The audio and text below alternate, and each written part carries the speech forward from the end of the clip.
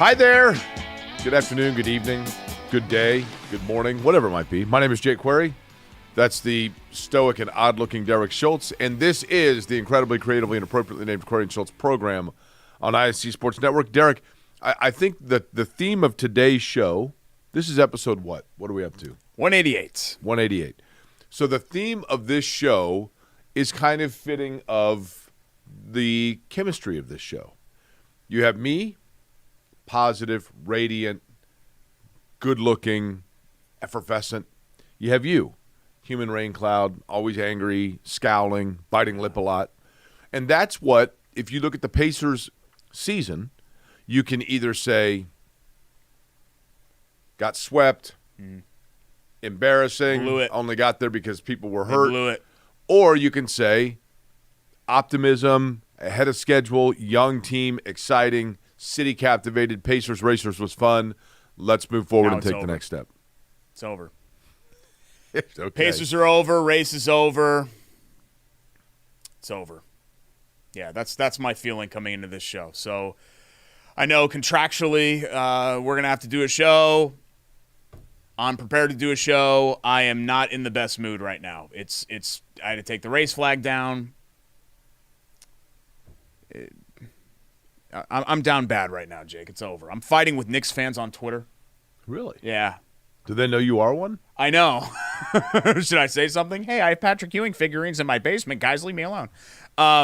No, but in all seriousness, let's start with the Pacers. I think there will be time. We'll have time. There will be time to reflect on what was a hugely entertaining, fun, memorable Pacer season. I think in the immediate wake of how that series swept out, and look, maybe that was a series that the Pacers were never going to win, right? We said it last week. I said they don't have the horses, and clearly that ended up being the case. But a 4-game sweep where essentially you fumbled away 3 of the 4 losses, that's tough to swallow fewer than 24 hours after things came to a close. I'll be totally honest. It's very tough to stomach how that series played out for the Pacers. Yeah, there is no question that, and Derek, this is my, again, the problem is it's kind of like you said on Twitter, X, whatever it's called. If you put on there, I'm not totally sold on hot dogs, or I'm not in the mood for a hot dog, immediately somebody would say, like, oh, so you must just love cheeseburgers. Yeah. And it's like, well, no. Or if you say, like, I love cheeseburgers, and somebody's like, so you're saying you hate hot dogs? You hate hot dogs. Yeah, that's the one that I always use. And I'm like, either way, right? So what I'm about to say can be taken that way because it is not an indictment on the player at all, who I think is a wonderful talent. And I think that Pascal Siakam is absolutely a player that you want on your team. And if you're the Pacers, you absolutely are a better team right now with Pascal Siakam on your roster. But if Pascal Siakam's contract is up and he is indeed going to get the Larry Bird max contract, my hesitation with that is not an indictment on Pascal Siakam, but rather you already have max contract money given to Tyrese Halliburton. Tyrese Halliburton went down with the injury and was out for games 3 and 4. Mm-hmm. If I would have said to someone who has never watched nor followed the Indiana Pacers and explained to them what a max contract was, and then said, watch this game and tell me which guy it is that's about to get one, would they have said Siakam? Yeah. When those games were on the line, where was Pascal Siakam? I think he's a wonderful player, but Boston has 2 max contract guys in Brown and Tatum, and Drew Holiday's a very good player, right? In games 3 and 4, when those games were on the line, those guys made plays. Mm-hmm. And everybody in the building knew they were going to make plays. I looked at Siakam and I'm like, dude, you're the guy now, right? Yeah. I mean, Halliburton's on the bench. He's wearing Levi's. You're the guy. He's a great player, and I think he is absolutely somebody you want to re-sign. But I don't know that he is a max contract re-sign because look at the other guys that played really well for Indiana during this run. Andrew Nembhard, notably. Aaron Nesmith is a good player. Now, are these guys great, but no, solid rotational pieces moving forward and young talent? Aaron Nesmith, Andrew Nembhard. Isaiah Jackson clearly showed that he is a guy that should be in rotation for them. Jalen Smith probably becomes expendable. Obi Toppin played well for them.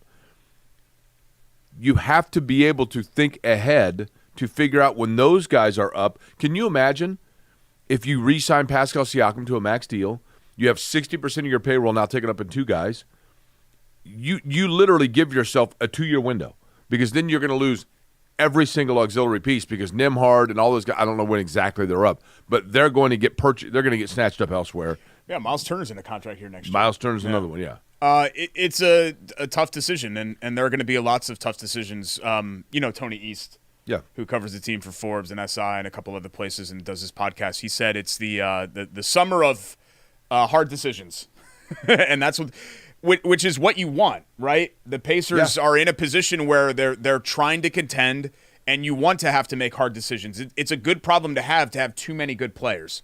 I think the issue with Siakam is that he's a 2. He's not a 1, so you'd be maxing a 2 player. But I do understand what some other people are saying. The Pacers aren't ever going to be players for major targets in free agency. But Derek, you can't. To me, that's selling yourself short. You can't say these. You can't have these two things. You can't tell me that the coup of getting the trade for Tyrese Halliburton and having him play on Team USA and his infectious personality is that he plays above the rim and thus is going to be able to bring in and recruit talent. And then on the other hand say, but we're going to re-sign this guy because we don't think that we're going to be able to recruit talent. I guess my point would be, my counter argument would be, is that I can't operate. I'm tired of the Pacers operating thinking about 2027 and 2028. I think the Pacers right now need to think about 2024 and 2025. I do. And if that means that they might down the line lose out on re-signing Jarris Walker, who may or may not be a good player, or Ben Mathurin, who may or may not be a good player, then so be it. But I'm not talking about that. It's not easy. I didn't mention those guys, though. I mentioned guys that we know are good players. Yeah, but I mean, are you losing sleep? As good as he was this year, are you losing sleep about losing Obi Toppin? Here's the thing. Are they good enough to run it back? No. Okay, then that's if you re-sign Siakam, that's what you are forced to do. I think you have to make other tough decisions. If you re-sign Siakam, then Toppin's not going to be your guy. You're probably not. You're probably going to have to let eventually at some point Isaiah and some of these other guys, Isaiah Jackson, walk. But then what I'm saying is you're replacing them with you don't have draft picks, so you're replacing Walker them and Mathurin. The Pacers taking the next step, that is solely reliant on what Walker and Mathurin are going to be, in my opinion. And you have to assume that Halliburton's going to be a frontline NBA player, and Siakam is at least going to maintain his current level, which isn't a given either. Because you're right. I mean, it's a huge risk to max Siakam. And again, I want to make very clear here. I have nothing against Pascal Siakam. I'm just talking about in the numbers, the mathematics of it. And look, we're just having a discussion about this. Your point is completely valid, and I've had the same exact apprehensions that you have, and I think most people have. This is not a slam dunk decision. Correct. I think people think it's a slam dunk decision. No, I'm like, I don't. No, I disagree with the people that think that it's a no brainer. You have to bring him back. No, I think we have to talk about this. I would bring him back. But I think there is a discussion to be had about this, and it's not – I mean, we could be sitting here 2 years from now, Pacers and salary cap hell, talking about an Albatross contract. Derek, right? Okay, you know it what? It could be Tobias Harris. I've come up with a new name here for it. What? You're going to love this. Honestly, you're going to – and this doesn't happen often, I'm assuming, but you are going to – when I give you the name of this new term I've come up with, you're going to say – well, you hate every term that I come up with. I know, but this one you're going to go, yeah. Give me 3 guys that got max deals that there was buyer remorse after like 2 years because you realized they weren't max players, but they were in the max situation. Did Tobias Harris get maxed? I'm pretty sure he did. Okay. I mean, that would be a big one. Bradley Beal? Bradley Beal? Yeah. Zach LaVine? Zach LaVine got maxed, right? Now they're trying to move him. Right. Okay, exactly that. A guy that gets maxed, and then after 2 years, there's buyer remorse, and it's like, oh, gosh. And now all of a sudden, he's like available for the taking for a team that needs to shed cap, whatever else. Those are called, are you ready for this? Those are TJ Maxx contracts. They look the part. They look the same as the right, like you go in and you're like, this looks the same, right? This looks like a heck of a deal. And then you get it home and you find some blemish on it and you're like, oh gosh. Now I realize why instead of $85, that shirt was $16. Yeah. It's a TJ Maxx contract. Okay. It's not bad, right? Yeah, that's pretty good. That's okay. The only other one that I've ever used that you like, I think, is my proverbial 2025. I love 2025 guy. Yeah, yeah. 20 points per game on a 25-win team. Zach LaVine is a 2025 I love. guy. Yeah, he has been so far in his career. But yeah, the Pacers have a lot of tough decisions to make. But I think you have to bank on Mathurin being a guy and Walker at least being a good rotational player, which I think they still believe. I mean, he's only 1 year in and he's so young. But you're going to have to let Dougie McBuckets go. He had a big three yesterday. He actually made a good defensive play yesterday. And I think, that was the whole issue with this series. I mean, you had long stretches where Toppin was having to guard Brown and Tatum, and normally you would never, ever want that to happen. And McDermott, for a couple of possessions, was on Tatum, and you're just like, oh, my God, like, hold on for dear life, right? The plane is crashing to the ground, and you're white-knuckling it the whole way. So the Pacers were just kind of out-talented. I'm just frustrated that we said last week, and I was adamant about this, that this is going to be a competitive series, and it's going to go longer than people think. And the first part happened. It was a competitive series. Right. Second part didn't. Well, again, in the last 2 to 3 minutes of games, you need a dog. Yeah. Boston has him. New York has him, which is weird to say because the Pacers lost or won that series, but he got hurt. Not that would have been a difference, but Milwaukee has him. Yeah. But he was out. A guy that everybody in the arena knows. Chris Middleton is one. Yeah, and he was their third guy, basically. Everybody in the arena knows they're getting the ball, and there's nothing you can do about it. Bottom line, though, is this, to circle it back. It was a fun year. They are ahead of schedule. The schedule is now. We've gone from talking about what, they had said, please be patient. The schedule is now. They have arrived, and it's going to be tough. Because Cleveland's going to be good. Milwaukee's going to be good. Orlando's going to get better. But to be in that conversation is fabulous. Yeah, to be relevant this time of Correct. year. To be doing this now after the Indianapolis 500 instead of after April Fool's Day. Yeah. Like how many times have we done a Pacer season wrap? Like we're not normally talking Pacers in May or June or we're not doing that, and here we are. We're days away from June, and we're still talking about Speaking of the NBA, by the way, Derek, and this is inconsequential in the grand scheme of things, but obviously sad news regarding the passing of Bill Walton. I did not know that Bill Walton was ill. Did you? Yeah. It wasn't like talked about a whole lot, but I had heard that he was. Yeah. Yeah, because I had not seen. I didn't hear that he was on death's door. Right. But I heard that, he was battling. I didn't know that he was battling cancer. But nonetheless, obviously one of the most unique and colorful personalities in sport, let alone specifically in basketball. For this. And what's that? I had a whole segment for this. We could do it now, though, if you want to. Well, yeah, I mean, no one would have known. You never asked me the show outline today. You didn't tell me. Poorly organized, I guess. Yeah. You never asked me. Derek, Can't tell you something that you didn't ask. It's been a busy couple of weeks, so I'm just kind of rolling with it, right? Yeah, let's go to Bill Walton. But nonetheless, you had a pretty good Bill Walton story that you sent out via which is 150% true, because you saw it. So you might even be able to read it right there. We had the chance to meet and interview Bill Walton a couple of times. Well, you remember one time, you can thank me for this story. We went down to do the Final Four Radio Row. Yeah. Do you recall this? Are you going to tell me the story that I told on Twitter? No. Okay. And he wasn't going to be available. Don't you remember? And I went to the guy that was in charge of it, and I'm like, look, you brought us all the way down here to do Radio Row at the Final Four and put us up in a hotel, and you're paying for it, and it's much appreciated, but you want us to sit here and talk about the Final Four, and you want us to interview, as a result, like the coach from Hofstra. Bill Walton is right over there. Bring him over. He's coming on our show, or he's not. No, I mean, I remember you verbally berating the poor girl at the Howard Johnson's front desk. No, but I don't remember. That was a guy that was trying to charge me $250 for parking, and I hadn't been there all weekend because I was at the IndyCar race.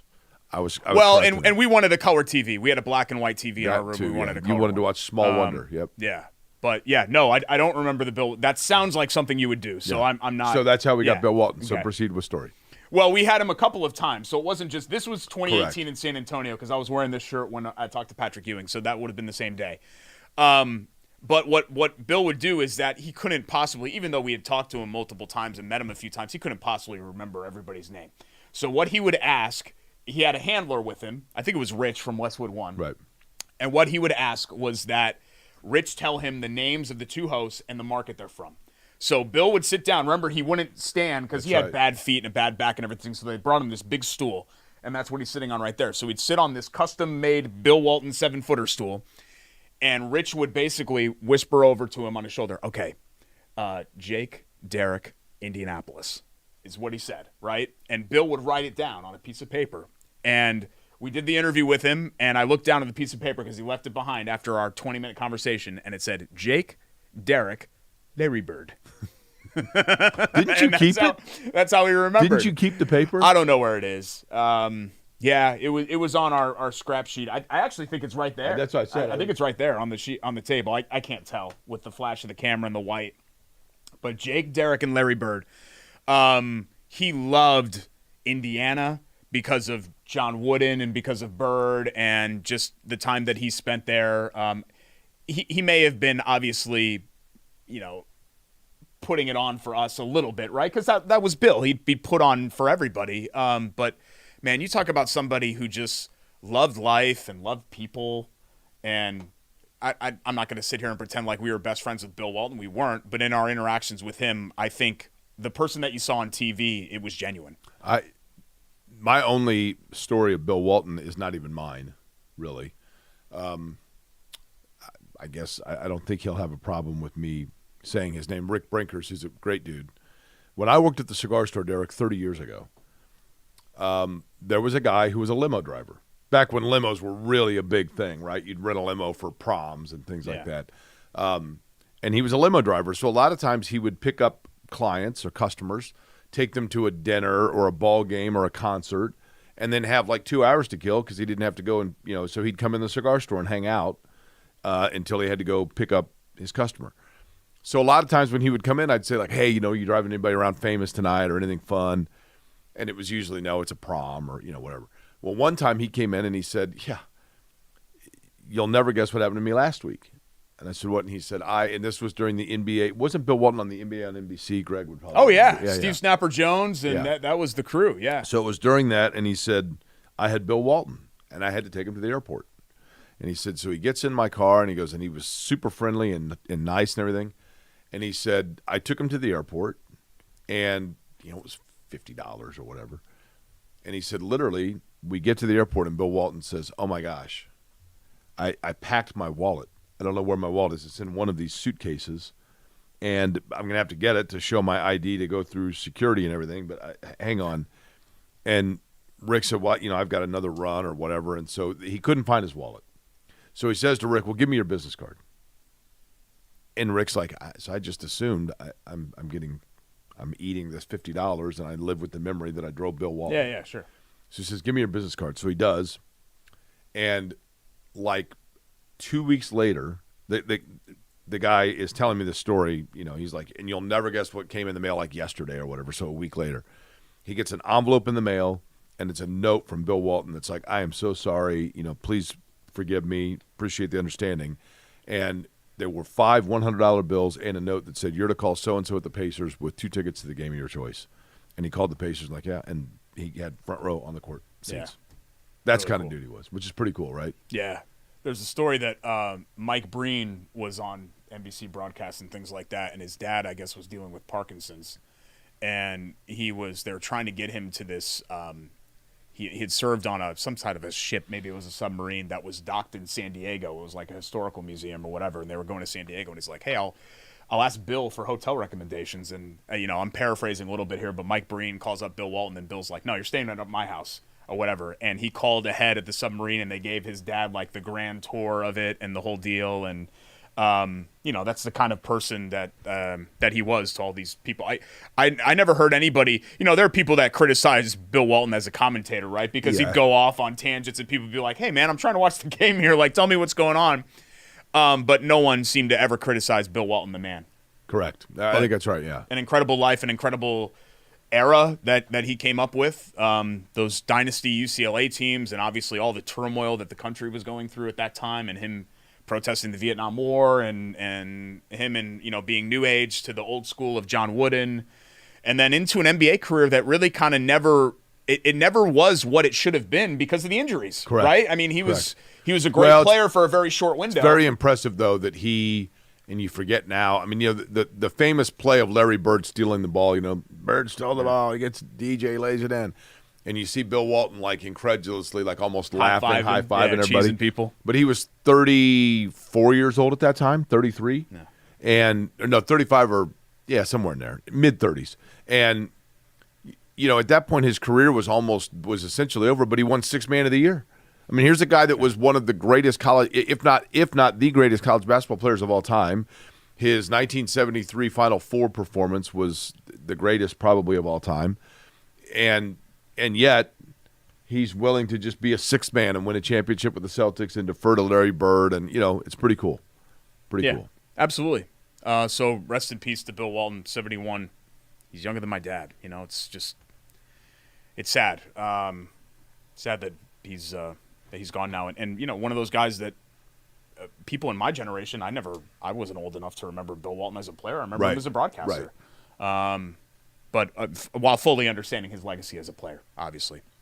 Let's get to our Hoagie and Hero of the Week. I mean, hell, our Hero of the Week could be Bill. True. Honestly, if we were doing that. This here is from Hoagies and Hops. I'm Keystone. about to dive in on mine. So, roast beef, what was which that? is we had 8th grade lunch lady.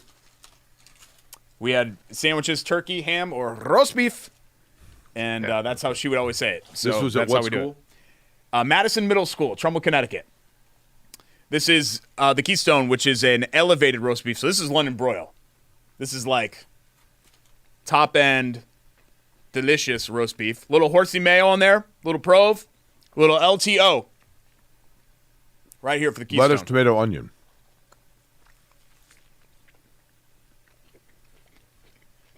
You ever just eat something and you just want to applaud? Yes. This is fabulous. That's what I want to do with this sandwich. Can I give an honorable mention here for Hero of the Week? Because I thought about doing this after the fact, but then I had always kind of I'd already sort of gone the other way. I think Kevin Pritchard deserves a lot more credit than he's gotten. I've heard some people locally mention, hey, Kevin Pritchard's done, like Bob Kravitz and people like that. Kevin Pritchard's done a really great job with this roster. I haven't heard that nationally.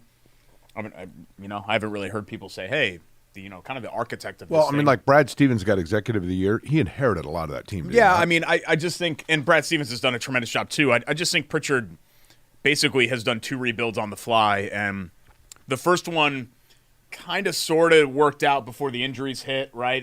I think they did a good job of spinning Paul George's exit on a roster that had like Monte Ellis and the Bird leftovers into Brogdon and Warren, and you know what I mean? Like that was a good roster. It wasn't good enough. And then doing it again here with a roster that actually went somewhere into the conference finals with the Siakam trade and then Halliburton and all of that. So he's my honorable mention, but I think acquiring young pieces too. Yeah, the Hero of the Week to me is the guy that I think is going to be the biggest winner of this NBA season, and that's Luka. 33, 32, 33 so far through 3 games. I think game 4 is tonight of their series. It doesn't matter. They're up 3-0, so they're about to go to the NBA Finals. He hit the game winner in game 2. He's been the best player in this series over Anthony Edwards by a wide margin, and that was kind of what this was billed as, the Edwards versus Luka, who's going to be the face of the NBA. But there is a vacancy right now. LeBron is heading off into the sunset. These are the twilight years. LeBron's not going to be an NBA champion again. He's not going to be an MVP again. Those days are behind him. He can still be a high-level player, but those days are over. The Warriors are over. Kevin Durant is probably over. Giannis? I think there's some that are still kind of moving on, but as far as who is going to be kind of the torchbearer for the NBA moving forward, I think there's a question there. Depends on who you ask. Some people say Jokic, but because he's not the personality that people gravitate towards, I don't think he can be the face of the league, even if he's the best player in the league, because he's not built that way. He doesn't want that. And I don't know necessarily that Luka wants that, but he's got a little more like attitude and a little more cockiness, and I don't know. I love watching him play. People may look and be like, who's this doughy Euro here that's moving so slow? But he's just a surgeon with the basketball. He is. Incredible player. Mac Engel, my buddy Derek, that writes for the Fort Worth Star-Telegram, I asked him, I'm like, what is it? This was like a couple of years ago. But I'm like, tell me about like Doncic, like what makes him so great. And he's like, man, the only way I can say it is, and I've used this term about other players, but he's like, he just understands angles. He knows where the ball is, like where it's bouncing back. Like he just is always in the right spot. Kind of like Brad Stevens' Butler teams. You know what I mean?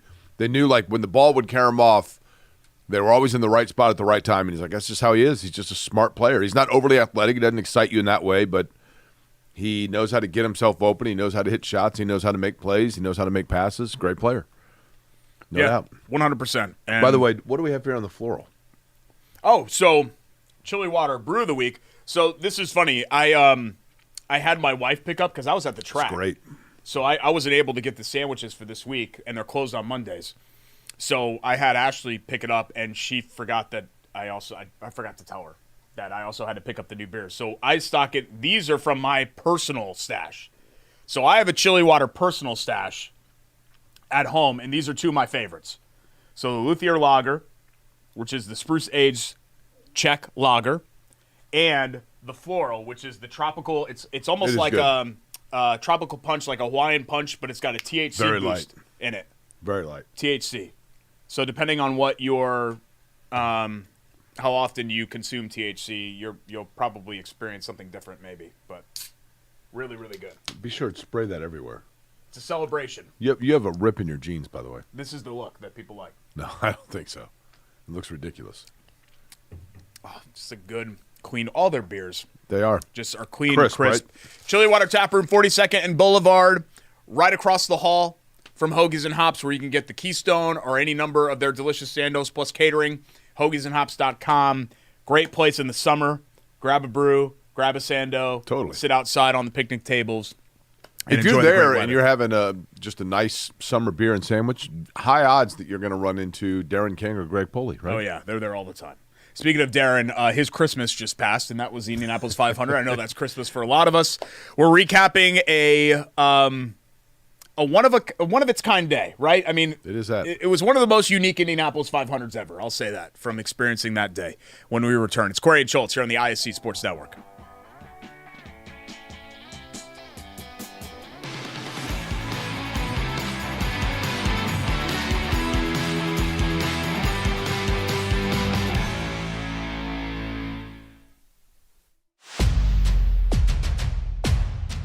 Hey, AC, which games are we going to tonight? You know we cover all sports in Central Indiana. Hop in. It's going to be a long night. Bailey and Wood Mortgage Lender, proud partner of News 8 Sports Hummer. Indiana dairy farmers provide us with safe, pure foods for our tables. A responsibility that takes intuition, resolve, and determination to make sure their milk is good for you and delicious to taste. Their connection with our community runs deep, passed down through the generations, ensuring that milk is always available at your store. It's not easy being a dairy farmer, but the rewards have special meaning when you can feed Indiana's families every single day. Learn more at winnersdrinkmilk.com.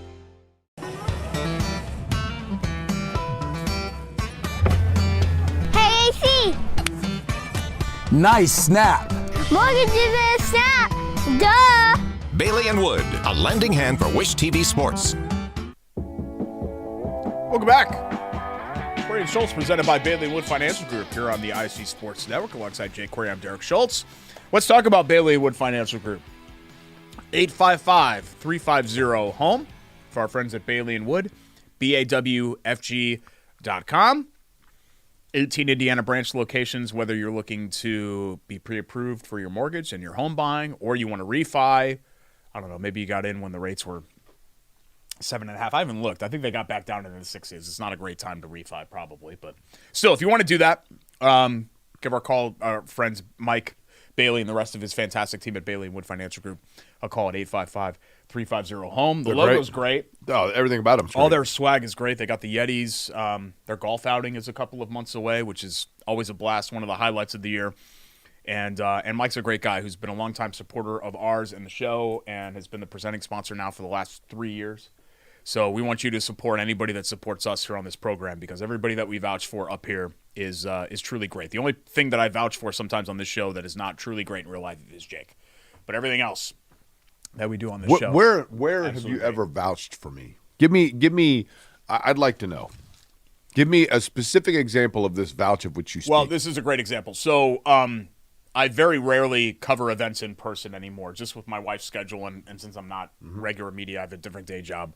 I'm not at events and games like I used to be. Like, I didn't go to a single Pacers playoff game as a media member. So when I do, people come up to me to catch up in person. Like, I got the chance to catch up with Chris Denari in person and some other people as well, even people that have since left the market. And a lot of times what pops up in conversation, because we're Abbott and Costello, like we're linked, right? We're Gehrig and Ruth. Yeah. Okay.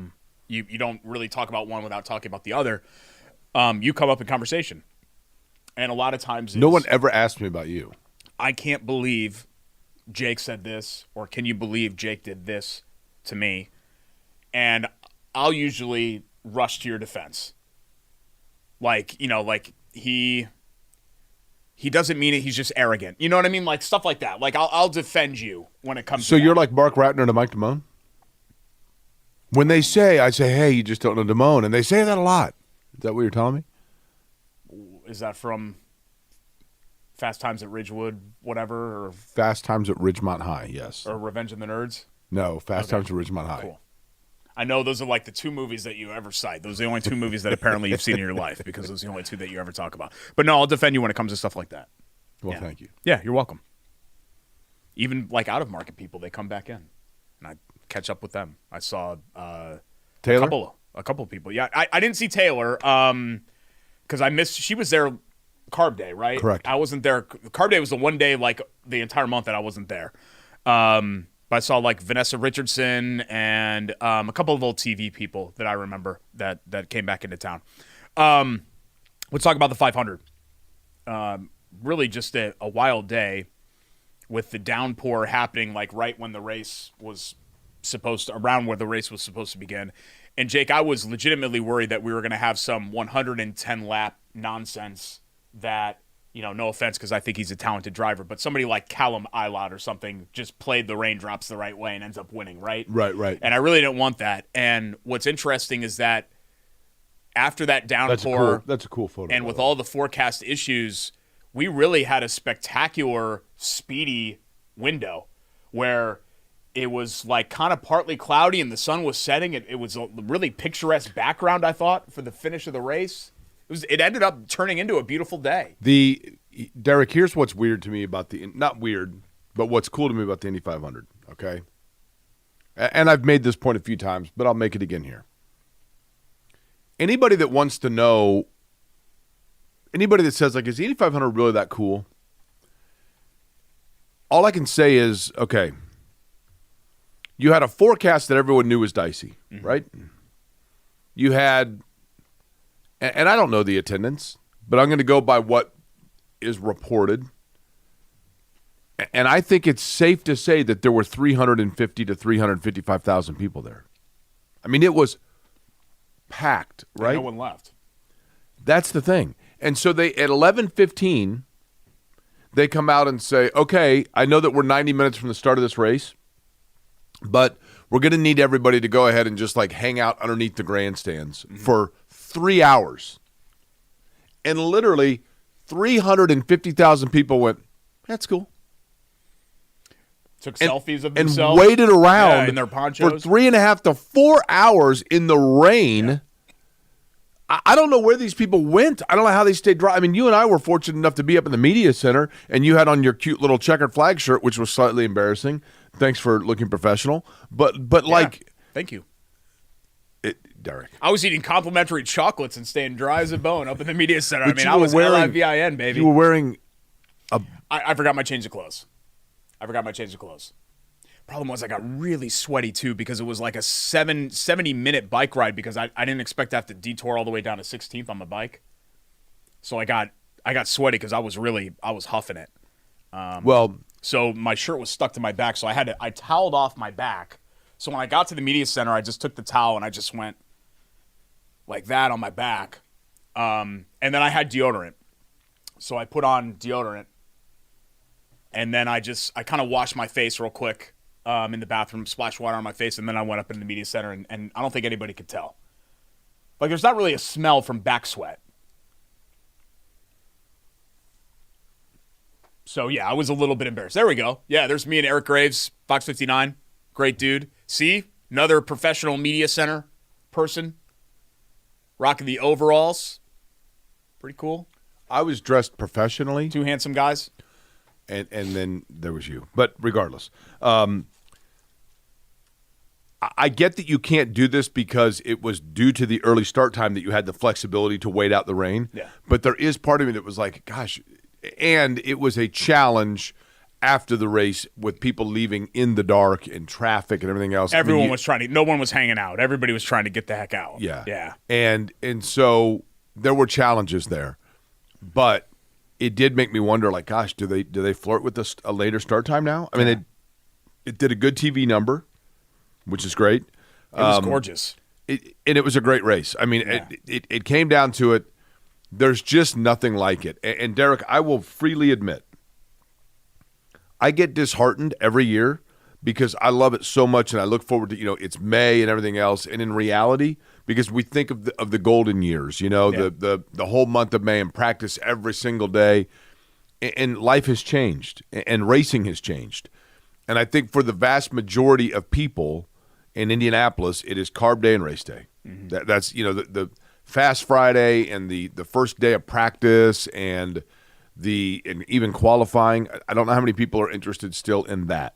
And so then I get disheartened because I'm like, oh gosh, like people don't care about the event anymore. And then race day comes and I'm like, this is massive. And it is just unlike anything I've never – I don't know what to say. I mean, I looked out and I saw the concert going on and the crowd and the infield and the bleachers. The snake pit was crazy. And I'm like, and this is after a 4-hour rain delay. Yeah. It was awesome. Yeah. People just – you can't get people that are there to be in a bad mood. Yeah. You can't. It's impossible. There's like this euphoria that you walk around and, and people are going to think, well, here are two Indianapolis doinks talking about the Indianapolis 500. Of course they feel this way. But honestly, go and just feel the energy of the place on race day, even when the energy of the place when everybody's in a poncho underneath J-Stand. You know what I mean? Like, even then, the place has this incredible energy. And I'm just so happy that those patient fans were rewarded with a memorable race and a fantastic finish. I was gutted. I really wanted it to be Pato Award. I really did. No offense to Newgarden. I'm not anti-Newgarden. I like Newgarden and all that, and he's a tremendous driver, but I really wanted it to be Pato, and it was really set up for him. Is Pato Award becoming the next Tony Kanaan? Yeah, I think so. From a fan favorite standpoint, too. Sure. And we've done this now a couple of times. Now, not all of these guys have had the same fan love that Kanaan did, but we did it with Will Power, right? Will Power was year 11 or 12. Newgarden, people don't think of it. People still think of Newgarden as young. Newgarden took 11 500s to win. You're right. Before he won last year. And you hope it's not that long for Pato, but the way he treated it, I think, endeared him to fans even more. You could see the heartbreak. I mean, it was like doing a live interview after Ann broke up with me January of my freshman year when we got back from Christmas break. And I think there might have been another guy that was involved, but she never actually said that. But, his face is white and his voice is trembling. Like, it felt like that. The other guy that she left you for? I don't know if there was or not another guy. His voice was trembling and his face was No, white? I would be if they gave me a microphone and they asked me Was about Ann the one you met when you first got to school? Yeah, first night. And then... And I was like, wow, this is exactly like they say it is in the movies. And then you came back for second semester? Yeah. And then she went back to Chicago and I went back to Connecticut after break. And then we came back and she said, hey, this has been great. I know we met the first night or whatever, but I still have like 3.5 more years. And I think we're doing a disservice to ourselves if we kind of lock this in with so much more to experience. And I was like, I would like to lock this in right now. So you're wrong. I don't feel like that's a disservice to myself. Please, let's lock in. And no, she was not wanting to lock in. So, Derek, were you surprised at the way Newgarden passed Pato O'Ward and where he passed him? Going to the outside, going into the turn. Yeah, the outside for sure. I guess I think in a way it's always like one of these things where what's so interesting about that race is that when you're leading, you're actually in a very vulnerable spot, it feels like. Yeah. You know? I think in most races, that's not the case, right? Clean air, and you feel like you're, especially on a road or street course, you feel like you're fine. Barring something, you know, you make a wiggle or you hit something or something like that. I don't know. It's hard for me to really kind of go through what I was thinking because, like everybody else, I'm like laser focused in on O'Ward hanging on, and I'm not really thinking that Newgarden is inevitably going to pass him.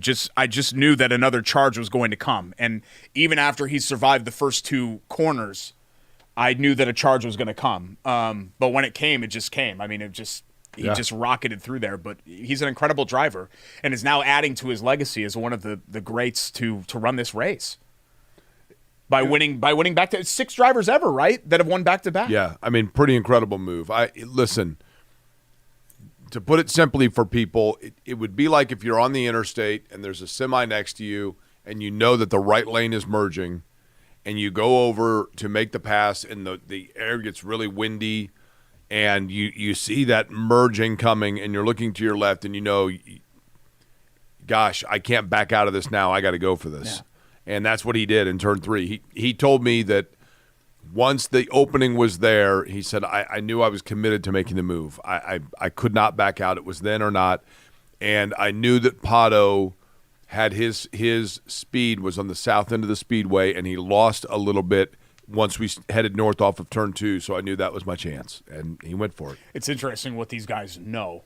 Correct. Like when these guys really take you through, it's like, hey, take me through the mindset. It's not like, well, you know, I feel like I had to make a play, and I made a play. Like, you know, that's what you usually get in stick and ball sports. And this, they're like, well, you know, he dropped down 0.03 of a mile an hour on the backstretch there, and there was a tailwind coming in at 17 miles an hour, and I just kind of, you know what I mean? Like these guys. I think the cat and mouse that they were doing allowed him. I think those guys, when you look at the leads that were swapped in the last few laps, they are both calculating what they're figuring out where the other one's good and bad. And they're setting them up to learn that about the other one and then making the move. But yeah, I mean, one of the great finishes that we've seen of the last, 10, 15 years. Pagenaud Rossi had a nice duel, if I remember, 2019. Yeah. That was kind of a fun finish to the race. 2014 was a great race where Hunter Ray was holding off Elio.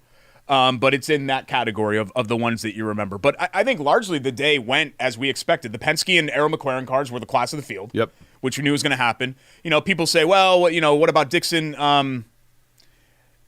Dixon, I thought, should have been penalized for the Hunter Ray situation. Like, I'm not going to present myself as a race expert. I'm not. But I thought that was actually pretty egregious. If he didn't know that he was there, he should know that he was there. And the fact that he wasn't, I really didn't want. I'm usually don't pick favorites, Jake, because I like all these guys. But I really didn't want Dixon to win after that had happened. I was in the anybody but him. Right. Kind of. Pelot had a good race. I was hoping that, and Pelot's Pelot, right? I mean, he's pound for pound the best driver in the series right now.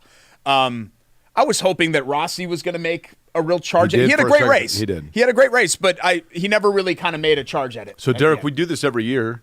Our, Mr. Irrelevant, top, wait a minute, that guy. It's become the Marco Andretti Award. And I know Marco crashed, so you actually heard his name, but Marco's just out there turning laps at this point in his career. But yes, Mr. Irrelevant. Okay, Sato? Yeah, I didn't think about him. I don't think I said Sato's name the whole day. Yeah. Ryan Hunter Ray had a really good qualifying effort. Yeah. And when Hunter Ray had that spin, they had to get in my ear to tell me which one it was because that was the one car. I'm like, I don't think I'd seen his car the whole month. Yeah. I'm just like, that Hunter makes Ray, sense. And I didn't hear anything about Hunter Ray until that incident. But he had a good, he qualified well. Yeah, right? yeah, sure.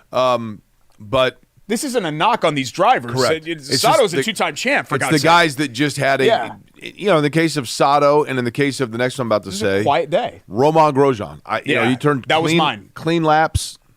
I didn't hear Romain Grosjean's name all day, outside of maybe a couple of tweets from Matthew in Maine. That's right. That's it. Okay, what about Every time I heard his name. What about the driver that, good or bad, you looked at the box score and you went, really? Yeah, I mean, Kirkwood being P7, I think, was a little. You had so many heavy hitters up front. I mean, this was an elite. This was an all-star. It was. Race. When you talk about who was, and that's what made the finish so great. But I think Kirkwood surprised me a little bit. But Ed Carpenter finished like 11th, right? Did he? I thought he did. Didn't he finish in the top 11 or 12? No. Who am I thinking of that? VK was what, 8 or 9? VK had a good run. Maybe that's what I'm thinking of. Where did Rasmussen finish? Yeah, but I knew that he was fast because they were pointing it out on the broadcast. They were mentioning his Rasmussen name. was not only fast, that dude was going ballsy. I mean, like Ballsy. Nick Yeoman about 5 times on the intercom was like, "Man, I don't know if this kid can hold it up, but he is all over the place." Well, it's funny. Pato in the post-race interview said there are some people out there that are driving like maniacs, and I wonder if Rasmussen. And good for him, he kept it clean. But I wonder if he was one of them. Okay. Here's one, Elio. I thought Elio was like rock solid, like top 8, top 10, because he was running like 6 to 10. He must have got off sequence because then he finished 20th, and I'm like, yeah. I thought Elio was going to be. I'm like, look at Elio. And Carpenter finished 17th. Oh, Ilott, who we mentioned, finished 11th. Ilott That's had really a good run run for being a late ad. I know he was in a late ad to the field because he had a problem in the pits.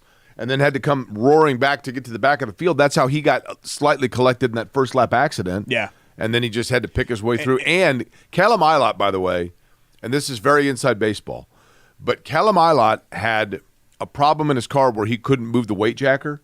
So the weight jacker is a little piece in your car that you can move to adjust the weight and balance of the car. His was broken. Wow. He ran 200 laps without being able to balance his race car. Wow. Pretty impressive. That's crazy. And two other guys that I want to shout out because they've been so consistently good here lately.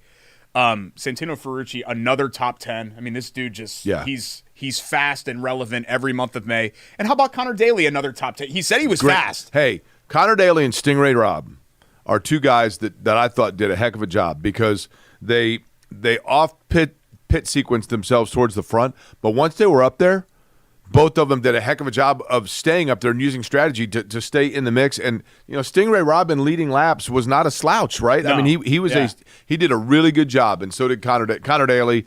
Tip of the cap, top 10 finish. Yeah, and if you're in a one-off car, a one-off program, like Connor is, for him to just come in. I mean, I talked to him in the elevator, and I was like, "How you feeling?" And he's like, I know that I always kind of say this, but I feel like we're sneaky fast, and he was right. He had a good car. Disaster day. I think all things considered, I thought Rahal, Letterman, Lanigan had a decent day. Correct. Graham was pretty good. That's been their MO is that it's not qualifying. The races are pretty good, but qualifying's hurt them. But a pretty disastrous day for Andretti again, who's had a lot of disaster days, I feel like, in Herta. Yeah, month of May. Herta had a good car and threw that away. But that's his whole career, right? I mean, that's kind of the bugaboo with Herta is that the problem never is he fast? Can he keep it clean for the entirety of the race? And he rarely can, it feels like. Yeah, Kirkwood, I guess, carried that flag, did okay. Ericsson, God, what a Ericsson was like, just get me out of here. Well, and I feel for him too because really, last year's race was taken from him. That's how I always feel about it. You can say what you want about, you don't want to finish under caution or whatever else. I think, Marcus Ericsson very easily should be a back. Marcus Ericsson is an extremely likable guy. As evidenced by the fact that Tony Donahue sent a tweet that said, "Send me your picture of your view of the Indy 500." And Marcus Ericsson replied to it with a picture of his in-car onboard with the crashed car of Tom Blomqvist right in front of him. I'm like, that's pretty good. That's what's tough about this race. You got to get lucky, and you got to, we've seen it happen a lot where somebody that doesn't quite know what they're doing or does something stupid collects you, and I think that's what ended up happening there, unfortunately. But unique, memorable day, ratings up, 5.3 million, most streamed Indy 500 ever. It's a great broadcast. You guys did a wonderful job. Nick got his money's worth. My God, I feel like but most of the sloppiness happened there. Look at that, and look at that, two buddies. That shirt, like two best friends. You can tell right there how mortified I am by your shirt. It looks ridiculous. It's just when we took that picture, it was just stuck to my back. Like it was like there was like Elmer's glue all over my back from the sweat from writing in. So I was pretty uncomfortable at that point, but I was able to to cool it off a little bit. Just two. That's exactly right. Two best friends chilling in the media center. By the way, the graphics there are inverted. By the way, do you want to? It should say Derek Schultz, Jay Query, Derek Schultz, Jay Query. Do you want to tell people what's happening this week? Tomorrow, we're taping this right now on Tuesday. Do you want to tell them? Should I tell them about our big day? I have no idea what you're talking about. Yeah, you do. Yeah, you do. Todd hasn't told you? Todd comes into the studio every 5 seconds. Every commercial break he comes in to talk about something. He hasn't told you? No. Query and Schultz, 12 to 3 on Wednesday. What are 107.5 you talking The Fan. about? Yeah, I'm coming on. The Query and Company is going to be me. Jimmy's out or something, right? Jimmy took vacation? Yeah, but Not like there's anything going on in Indy sports right now, so I guess you can take one. I got to look here. Are you sure that that's right? Yeah, 12 to 3. You and me. I'm already working on booking some guests. So we'll start booking guests. It's time for the final time. My God, you're correct. Wednesday, Derek Schultz. Sadly. Yeah. We give the milk toast for one final time. Winners drink milk. Winners Tomorrow, of the week. 93.5, 107.5. The Fan, noon until 3. Derek will be with you. WinnersDrinkMilk.com, American Dairy I know who Association, this is Indiana. Great job by Alex Neuenswander. He got in there, handed Joseph the milk, gave a couple fist pounds, gave a couple cheers. I thought he did a wonderful job. Was a great ambassador. Great dude as well. Got the chance to talk to him before we did the 2-seater ride. Really nice guy over there at New Hope Dairy, and best of luck to him and his family up there in Bluffton. Great job as the milk presenter. I mean, the winner of the week's got to be Newgarden, right? Does it again. Adds to his legacy. A rarefied air of being a back-to-back champion now, after kind of being the guy that was the best driver not to win it, and now you're a back-to-back winner. He loves the race. He loves the place, and I think that's 90% of what makes him likable. There's some people that think that he's maybe a little bit of like the popular kid, good-looking kid in high school, and they don't like that, and I can understand that. But now I think he can truly be considered one of the legends of his era in IndyCar with a second IndyCar. Here's the other beautiful thing about him, Derek. Josef Newgarden got out of his car for the second straight year and got milk. It was Kerry Estes last year, who he knew. This year it was Alex Neuenswander, correct? Yep. Josef Newgarden, I'm not going to say he bucked tradition, but he didn't do something. He didn't dump the milk over his head. He simply drank it. And he said at the victory banquet, I have a great respect for the American Dairy Association of Indiana and the dairy farmers across the state, and I wanted to relish it and soak it and drink it all in and not waste it by dumping it. I thought that was cool. Love it. Love it. I love the way that that's how he played it. I'm sure our friends Brooke and Jenny and everybody else at the American Dairy Association Indiana love that as well. A worthy champion and a great representative of milk is Josef Newgarden. He is our winner of the week. We come back with some quick hits, some Kyle Larson thoughts, and a health scare for Mike Tyson. Saw that. When we come back, it's Corey and Schultz, ISC Sports Network.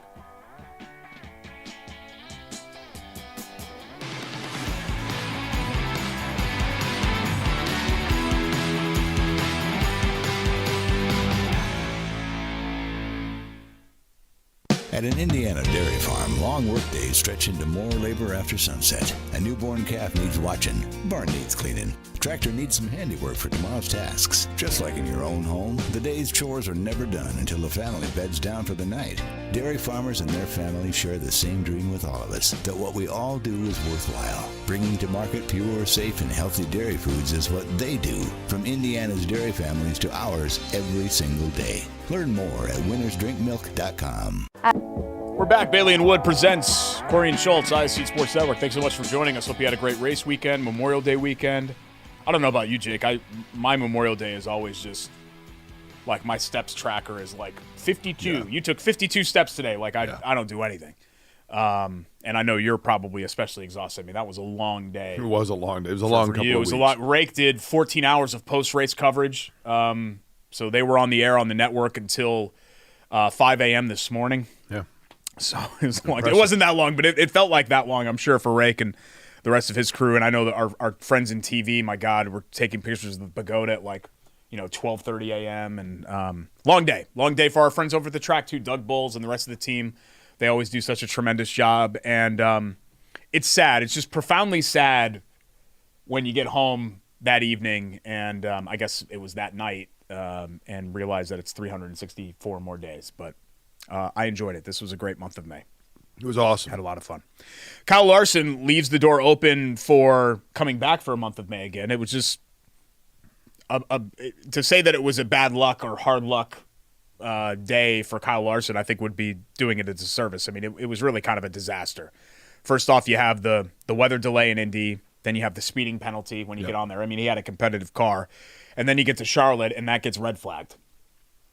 So Larson said afterwards on Twitter, what I thought could be one of the best days of my life quickly turned into one of the most disappointing ones. But he did go on to say he was hopeful to get a chance to try it again. So we'll see. Everybody raved with how he handled it. He did. We had a limited interaction with him at the dairy luncheon, and he could not have been a nicer guy. Yeah, he did everything he was asked to do. That's why. And I know a lot of people are curious about or critical of the Rookie of the Year because, Christian Rasmussen ran a great race. The definition for those of us that vote for Rookie of the Year is one that the on-track is a significant part of it, but interactions in promoting the event, embracing the event, contributions to the event, how they carry themselves, and Kyle Larson, the way they qualify. Kyle Larson, when you factor it all in, Rookie of the Year. Yeah, and it makes a lot of sense. It's not just about who finishes the best in the race, and contrary to popular belief. So I hope to see Kyle Larson back, and I think he will be back. I think he's going to try it again. 3 Indiana teams made the College World Series. IU was on the bubble, but they ended up getting sent to Knoxville. Indiana State had a top 10 RPI, but they weren't awarded a regional. I don't know if that has anything to do with them kind of turning one down. Remember last year there was some controversy over that. They got to go to Lexington, Kentucky, where IU went last year and did not have a good time.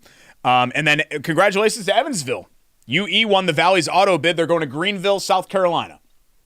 So that's where the Aces underrated and growing town, Greenville, South Carolina. Mike Tyson had a health scare, but he's doing great following that reported incident that the former heavyweight champion had on a flight from Miami to L.A. on Sunday, according to In Touch Weekly, which I read daily.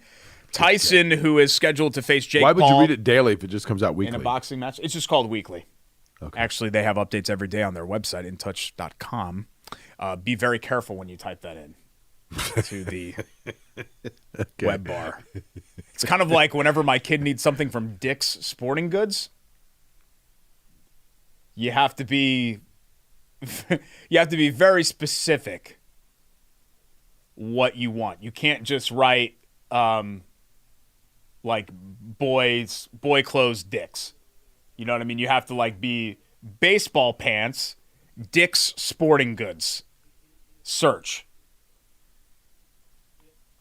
Derek, I do a radio program that I'm trying to grow a listenership for and a solidarity about. And you're joining me on Wednesday? Yeah, I can't wait. With this kind of material? We could do quick hits on your show, too. Some of this is proprietary. Some of the Corey and Schultz stuff is, but...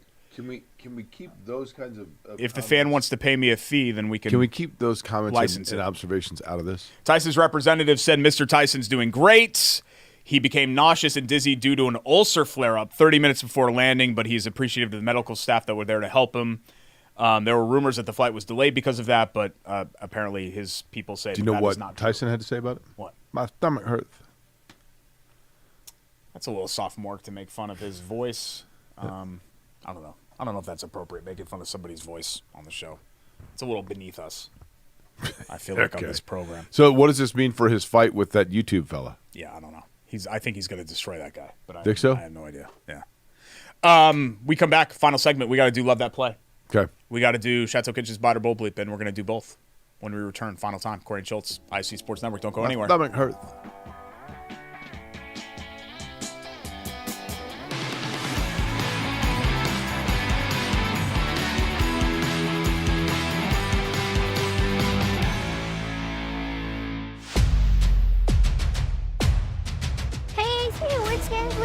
Tonight. You know we cover all sports in Central Indiana. Hop in. It's going to be a long night. Bailey & Wood Mortgage Lender, proud partner of News 8 Sports Hummer.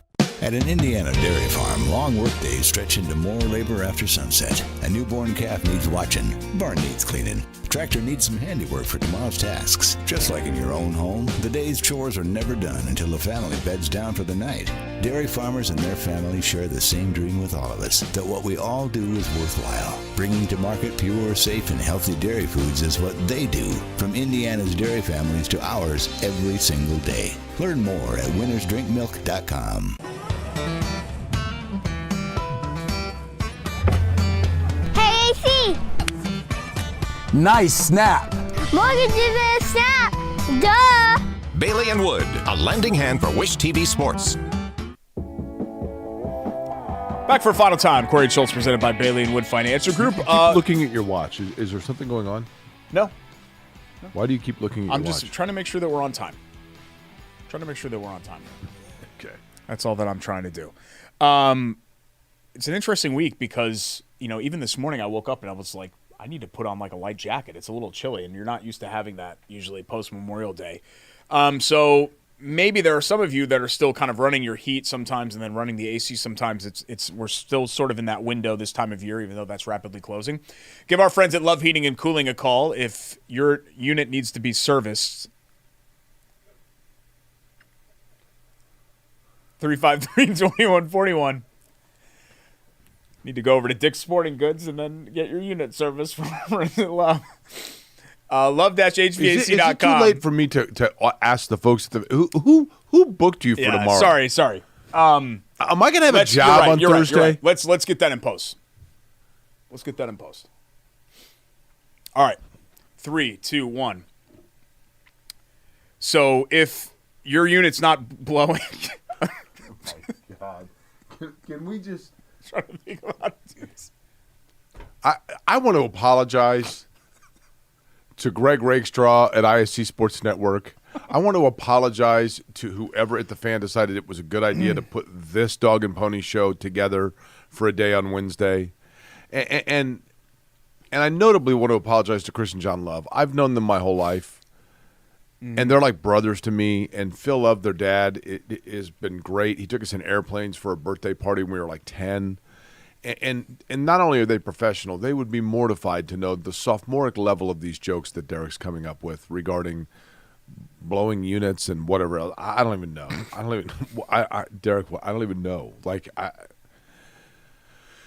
317-353-2141 is their telephone number for Love Heating and Air, who undoubtedly probably is questioning their sponsorship of this program. But they've been very loyal to us. Love-HVAC.com is the website. Over 100 years in customer service, and that's because they go about doing things the right way, which is something that we used to do until apparently today. And they leave you satisfied. That's for sure. They've done so for me. Love-HVAC.com. All right, seriously though, Jake, calm down. I couldn't think of how many times did Chris Love come out to our shows? A lot. Chris was. And by the way, Larry from KSR, I ran into, and. Where was I where I saw Larry? Oh, at Carb Day. And Larry came up and said, I want to thank you guys for – I wanted to have you out, but we didn't have everything running full tilt yet, and we didn't want the massive crowds, so he didn't have us out. But Keystone Sports Review now at 71st and Keystone, and we saw him there. I saw Larry. Have us out? We can go out there. I'll even apologize to Larry. Yeah. Larry's been loyal to us. He's been great to us. Great. Chris Love was there for every single time we did a show there, and this is what Derek does. Larry would love all these jokes. Larry's got a big personality. He would love unit servicing and all of that. He would love all those jokes. I was going to pick the last lap pass for Newgarden, but we've spent a lot of time on Newgarden. We gave him Hero of the Week and all that. How about the flyover? I thought the flyover was sick this year. Jordan Sparks was great on the anthem. Yeah, she was awesome. And the Carb Day dry run for the flyover was incredible because no one was expecting it, right? And they peeled off, so it wasn't just going straight. It was so loud. Really, really cool. Yeah, I mean, it shook you. Can physically. I just say that for the flyover from now on, unless it's the stealth, it needs to be those like fighter jets. Just that sound. Yeah, you got to feel it because the stealth you don't really feel. You just see the big shadow kind of going over you. But I was under the pagoda. I was actually out there with Rake for the flyover, and it was incredible. It's incredible. Yeah, special moment for sure. Chateau Kitchens is our sponsor of Buy It or Bull Bleep. ChateauKitchens.com. At Chateau Kitchens on Instagram and Facebook for their before and after pictures. What's really funny is to see all the 90s kitchens that they redo. or 90s, kitchens too, but bathrooms. Because 90s bathrooms always have like this like almost like pink like pastel-y bathroom. Like there was one where the toilet was like in between two tiled walls. I don't know. I know styles. 80s. Styles change and things like that, but it is kind of funny to look back on all those bathrooms that we grew up in and now how they look. Yeah. They have not aged well. Or like the carpet tops on the bathroom toilet lids. Did you guys have one of those? Where it was like fluffy on top? Here's what we do. I give a statement. Jake and I go back and forth whether we buy it or it's bold bleep. Statement 1, Rick Carlisle will be the coach the next time the Indiana Pacers are in the NBA Finals. Buy it or bold bleep? The finals, boy. I'll say yeah. Oh, okay. So you're thinking the next couple of years? I mean, 5 or 6 years, yeah. Can I say this about Carlisle? Look, his decision-making is not infallible. But the fact that people are like, well, it's all coaching. That's why they lost this series to the Celtics. It's all the coach. He didn't call timeout here. He didn't call timeout there. I get people, that's what they knee-jerk to. Pacers won like 10 more games than they won the previous year. They won 12 more games than they had won the previous year before that. Right. They're in the conference finals for the first time in 10 years. They won a playoff series for the first time in 10 years. Like, Carlisle deserves a lot of credit. Totally. For what he's done in navigating this. And I think for the most part, he's pushed the right buttons. So I'm going to say no because that's a big leap. Pacers have only been to the finals once in their NBA history, as everybody knows. But Carlisle's an incredible coach and has done a really great job with this team. And I'll defend him even through, some decisions that even I don't agree with at times, like his rotations and things like that. Something that could happen to something that we're saying here is not going to happen. Scott Dixon will not win a second Indianapolis 500. Buy it or bold bleep? Boy. I'm just going to go on the law of averages and say I buy that. But then again, this would 43? be – yeah, but I mean it's going to be a year when you least expect it, kind of like Al Unser where he got his fourth. Yeah. You know what I mean? How old was Al? 45? 47, I believe. Okay, 47. Yeah. Okay. I mean, I'm just trying to take it at – and he's still the oldest winner, right, ever? Al Sr.? I got to look at how old Elio was in 2022. I think that's correct. Yeah. Okay. Yeah, the window's closing now. The window has been closing. I think actually the fact that Dixon is only he does have a 500. There are lots of people that love to have one 500. Ask Michael Andretti. But the fact that he only has one, I think, just signifies how great this race is. I mean, this is one of the most dominant open-wheel drivers in history, and he has only one. Because okay, how about this, that's Derek? how tough it is. Pata Award will not win the Indy 500. Boldwood. Okay. He's still only, 24? Yeah, And he's young. it's a matter of how long he stays in the series. He's young. Oh, well, yeah, okay. But he could, at least occasionally come back, right, and do it, even if he's not, right? Monaco's in the morning. Is that right? I mean, that would be, yeah. Yeah, okay. Probably wouldn't make it for that, right? Okay. Yeah, no, that's a good point. Interesting. 30 seconds. Sorry, Rake's wrapping me up. Thanks to American Dairy Association Indiana for their support. They were the both last 2 months. 47, but Al Unser was closer to 48. Bailey and Wood Financial Group, Hoagies and Hops and Chili Water Tap Room, our friends at Chateau Kitchens and Love Heating and Cooling. For Jake, I'm Derek. We will see you next time. It'll be June next time we see you here on Query and Schultz, ISC Sports Network.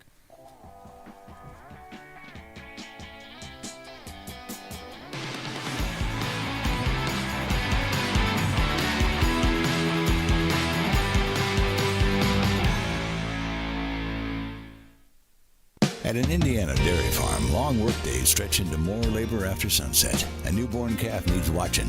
Barn needs cleaning. Tractor needs some handiwork for tomorrow's tasks. Just like in your own home, the day's chores are never done until the family beds down for the night. Dairy farmers and their families share the same dream with all of us, that what we all do is worthwhile. Bringing to market pure, safe, and healthy dairy foods is what they do, from Indiana's dairy families to ours every single day. Learn more at winnersdrinkmilk.com. At